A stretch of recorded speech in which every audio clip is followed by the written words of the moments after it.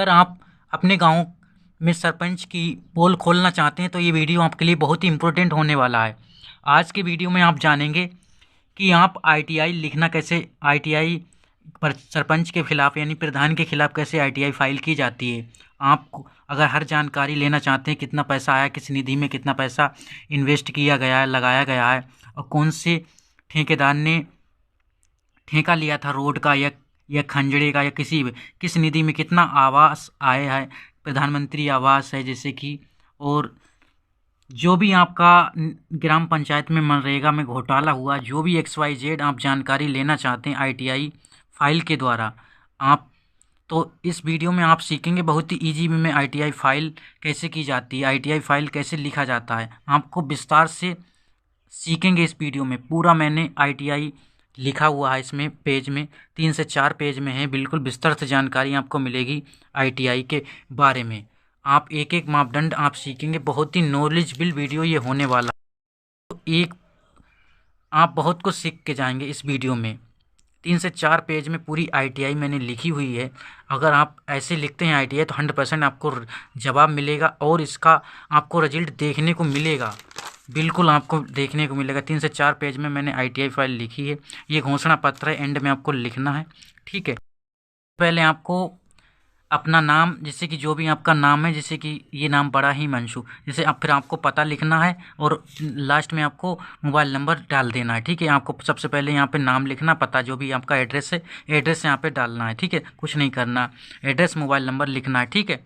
और दिनांक, जिस दिनांक में आईटीआई आप फाइल कर रहे हैं तो आईटीआई फाइल, तो आपसे सबसे पहले नाम होगा, फिर एड्रेस होगा, जो भी आपका टोटल एड्रेस है सब कुछ पड़ेगा, ठीक है। जैसे कि आपका विलेज का नाम जो है, जिला और पिन कोड नंबर आपको डाल देना, ठीक है। फिर यहाँ पे अपना मोबाइल नंबर डाल सकते हैं, ठीक है। फिर आप यहाँ पे दिनांक लिखेंगे, ठीक है। नेक्स्ट आपको क्या करना से लिखना शुरू होती है, सबसे पहले आपको डालना है सेवा में, ठीक है। जन सूचना अधिकारी, आपको इतना लिखना है, सेवा में जन सूचना अधिकारी, पंचायत राज विभाग, ठीक है।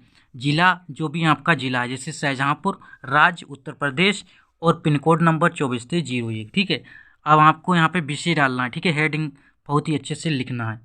तो आपको विषय लिखना, विषय में डालना सूचना का अधिकार अधिनियम 2005 के तहत आवेदन, ठीक है। इतना आपको लिखना, ये बहुत ही इम्पोर्टेंट है। सूचना का अधिकार अधिनियम 2005 के तहत आवेदन किया जा रहा है, तो आपको लिखना, फिर यहाँ पे लिखना महोदय, ठीक है। फिर लिखना है आपको पंचायत राज लिखना। फिर आपको जो भी आपकी ग्राम पंचायत है या कस्बा जो भी है यहाँ पे, जहाँ जिस विभाग में आप पूछना चाह रहे हैं, जानकारी लेना चाह रहे हैं, तो ग्राम पंचायत, जो भी आपकी ग्राम पंचायत, जैसे अमीपुर संडा, और ब्लॉक जयंतीपुर, जिला शाहजहाँपुर, और राज्य उत्तर प्रदेश, और पिन कोड नंबर आपको डाल देना के संबंध में सूचना का अधिकार के तहत निम्नलिखित सूचनाएं उपलब्ध कराएं, ठीक है। आपको इतना लिखना है, यानी कि जो भी आपको डाल निम्नलिखित सूचनाएं उपलब्ध कराएं, इतना आपने लिख दिया, ठीक। एक नंबर डाल देना। फिर आपको लिखना उपयुक्त पंचायत को 2000 जो डाटा पूछना चाह रहे हैं, जैसे 20-3-2024 तक का डाटा आप पूछना चाह रहे हैं, ठीक है। यानी जो भी, यानी 2020 से 2024 तक का डाटा पूछना चाह रहे हैं, जो भी पूछना चाह रहे हैं, कितनी साल का आप जानकारी लेना चाहते हैं, आपको यहाँ पे डेट डाल देनी, ठीक है। फिर नेक्स्ट में आपको क्या कहना है, से के बीच कुल कितनी राशि का आवंटन किया गया, यानी 2020 से 2024 तक का जितनी साल का आप मांगे, आप यहाँ पे लिखेंगे किया गया, कितना राशि का आवंटन किया गया, ठीक है। राशि का ब्यौरा निम्नलिखित विवरण के साथ दें, यानी 2020 से 2024 तक के बीच कुल कितनी राशि का आवंटन किया गया, आवंटित राशि का ब्यौरा निम्नलिखित विवरण के साथ दें, ठीक है। ये आपको लिख देना है, में लिखना है जो भी आपको पूछना है, ठीक है। कार्य का नाम, आपको हेडिंग डाल दी, आप संक्षिप्त में डाल लें, ठीक है। कार्य का नाम, संक्षिप्त विवरण जिसके लिए खर्च किया गया, आपने इतना मांग लिया, ठीक है। फिर आपको नेक्स्ट में लिखना है कार्य के रेखा चित्र की प्रमाणित प्रति दें, ठीक है। आपको प्रति मांग रहे हैं, ठीक है। कार्य के रेखा चित्र की प्रमाणित प्रति, ठीक है, इतना आपको लिखना है। फिर लिखना कार्य के लिए स्वीकृत राशि, ठीक है, कार्य के लिए कितनी स्वीकृत राशि की गई आपको ये शॉर्टकट में डाल देना, ठीक है। फिर नेक्स्ट लाइन आपको लिखना कार्य की स्वीकृति होने की तिथि, आप ये भी लिखें, बहुत ही इंप्रेशन पड़ेगा, ठीक है। कार्य शुरू होने की तिथि आप ये लिख दें। फिर नेक्स्ट मांगे अब कार्य शुरू होने की तिथि, ठीक है। नेक्स्ट कार्य समाप्त होने की स्थिति अथवा चालू कार्य की स्थिति, आपको चालू कार्य की स्थिति भी मांग लें, ठीक है। कार्य कराने वाली एजेंसी का नाम, ठीक है, आपको इतना लिखना है। फिर कार्य के लिए ठेका किस दर पर दिया गया, ठीक है, आप ये भी पूछ लें, बहुत ही ज़्यादा इंप्रेशन पड़ेगा। कितनी राशि का भुगतान किया गया है, किया जा चुका है, ठीक है। ये भी आपको बिल्कुल भी संक्षिप्त में मांगना लिखना है, ठीक है। ऐसा नहीं कि आप पूरा पन्ना 4 पन्नों में लिखें। उन सहायक तथा कार्यपालक अभियंता को, मतलब इंजीनियरिंग जो जिसने ठेका लिया रोड का इंजीनियरिंग जिसने निरीक्षण किया, ठीक है, आपके नाम बताएं, आप ये भी पूछें, ठीक है। जिन्होंने इन प्रत्येक कार्यों का निरीक्षण किया, ठीक है, किया, भुगतान की स्वीकृति दी, ठीक है, जिसने भुगतान की स्वीकृति दी रोड में या आरसीसी रोड पर आए आपके ग्राम पंचायत में, इनके द्वारा कार्य के किस भाग का निरीक्षण किया गया, ठीक है, आपको लिखना है। फिर लिखना है आपको प्रधानमंत्री आवास विवरण, प्रधानमंत्री आवास का जितनी आवास आए आपकी ग्राम पंचायत में या कस्बे में, तो आप ये शॉर्टकट में लिख दें, यानी संक्षिप्त में मांग लें विवरण, ठीक है, मुख्यमंत्री आवास का विवरण, ठीक है। फिर आपको लिखना मनरेगा राशि का विवरण, विस्तारित विवरण दें, ठीक है, विस्तृत विवरण। मनरेगा में सबसे ज़्यादा घोटाला होता है मनरेगा में, तो मनरेगा राशि का विस्तृत विवरण, ठीक है, इतना डाल दें। लिखना है मैं आवेदक, इतना क्लियर हो गया पूरा, आपका आईटीआई लिख गई। नेक्स्ट पॉइंट आपको, आपके बहुत ही इंपॉर्टेंट पॉइंट हैं, वो आपको बाद में बताएंगे। अगर आप इतना लिखना चाहते हैं तो इतना आपकी आईटीआई फाइल कंप्लीट हो गई, तो आपको इतना लिखना है। फिर मैं आवेदन शुल्क के रूप में 10 रुपये पोस्टल ऑर्डर के माध्यम से जमा कर रहा हूँ। आपको पोस्टल ऑर्डर देना 10 रुपये का लगाना होता है, ठीक है। अगर आप बीपीएल कार्ड धारक नहीं है तो आपको भी 10 रुपये का पोस्टल ऑर्डर का जमा करना होता है, ठीक है, जो इस आवेदन के साथ संलग्न है। पोस्टल ऑर्डर संख्या आपको लिखनी है यहाँ पे, ठीक है। ये भी इम्पोर्टेंट पॉइंट, अगर आप ये नहीं लिखेंगे तो कैंसिल हो जाएगी। एक एक पॉइंट आपको मिस नहीं करने, बहुत ही की पॉइंट में आपको समझाया गया है और लिखा गया, पहले समझ के लिखा गया है। इसमें 1 से 2 दिन खर्च लगे हैं बहुत ही की पॉइंट बनाने में, ठीक है। बहुत ही इंपॉर्टेंट वीडियो हो, 20 मिनट लगेंगे, 10 से 15 मिनट आपको बहुत ही अच्छे से आईटीआई फाइल, आप एकदम किसी और की भी आईटीआई फाइल आप 1-5 मिनट में लिख सकते हैं। आप बहुत कुछ सीख के जाएंगे इस वीडियो में, ठीक है। ऐसे आपको लिख देना है, पोस्टल ऑर्डर की संख्या डाल देनी है, ठीक है। 10 रुपये का पोस्टल ऑर्डर जाएंगे आप कैसे आवेदन कर सकते हैं ये भी आपको बताएंगे। जैसे कि आपके नज़दीकी अगर डाक होता है वहाँ आप जा सकते हैं, फैक्स कर सकते हैं, वहाँ पर फैक्स में जो आईडी नंबर होता है वहाँ पे यहाँ पर आईडी नंबर पड़ेगा, ठीक है। अब ये महत्वपूर्ण बिंदु हैं जो आपको पता होना चाहिए, अगर आप ये डाल देते हैं तो आईटीआई बहुत ही इम्प्रेशन पड़ेगा और आपको जवाब देना उसे मजबूरी हो जाएगी, ठीक है। जैसे कि यहाँ पे पहला है, यदि मांगी गई सूचना आपके विभाग या कार्यालय से संबंधित नहीं हो तो सूचना का अधिकार अधिनियम 2005 की धारा 6(3) का संज्ञान लेते हुए मेरा आवेदन संबंधित लोक सूचना अधिकारी को 5 दिन के समयावधि के अंतर्गत हस्तांतरित करें।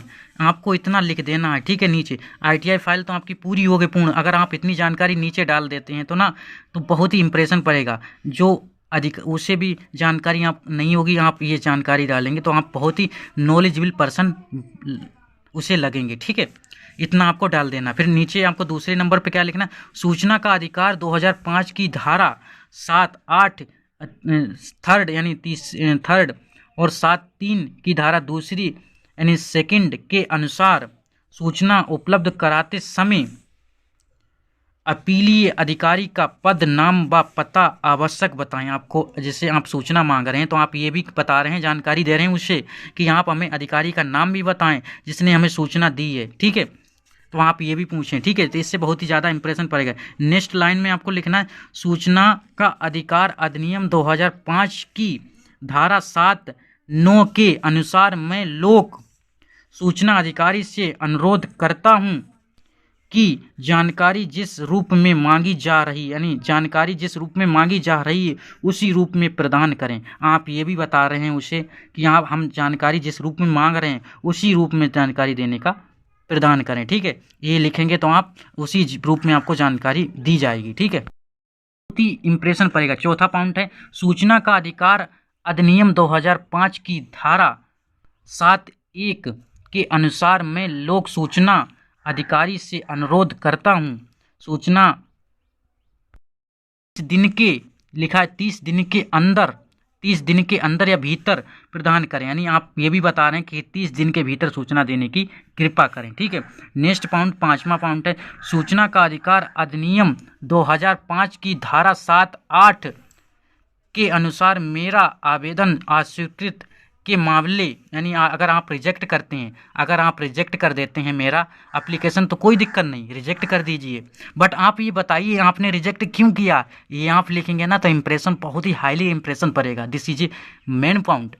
तो आप ये लिखें अस्वीकृत के मामले में लोक सूचना अधिकारी से अनुरोध करता हूँ इस तरह के अस्वीकृति का कारण बताएं एवं सूचना का अधिकार अधिनियम 2005 की किस धारा के अनुसार आवेदन अस्वीकृत किया गया है ये भी बताएं। आपने ये बता दिया कि आप अगर मेरा एप्लीकेशन यानी आरटीआई फाइल आप रिजेक्ट कर देते हैं, आपके पास राइट है आप रिजेक्ट कर दें, बट आप ये भी बताएं कि आपने रिजेक्ट मेरा फॉर्म क्यों किया और किस आरटीआई की धारा 2005 के किस राइट के अनुसार आपने मेरा फॉर्म रिजेक्ट किया, ये भी आप बताने की कृपा करें। अगर आप ऐसा लिखते हैं ना तो रिजेक्ट करने से पहले अधिकारी 2 बार तो सोचेगा ही। नेक्स्ट पॉइंट आपको डालना है सूचना का अधिकार अधिनियम 2005 की धारा 8(1) और जी के अनुसार, यानी 8 ये धाराएं बहुत इंपॉर्टेंट हैं, आप लिख लें।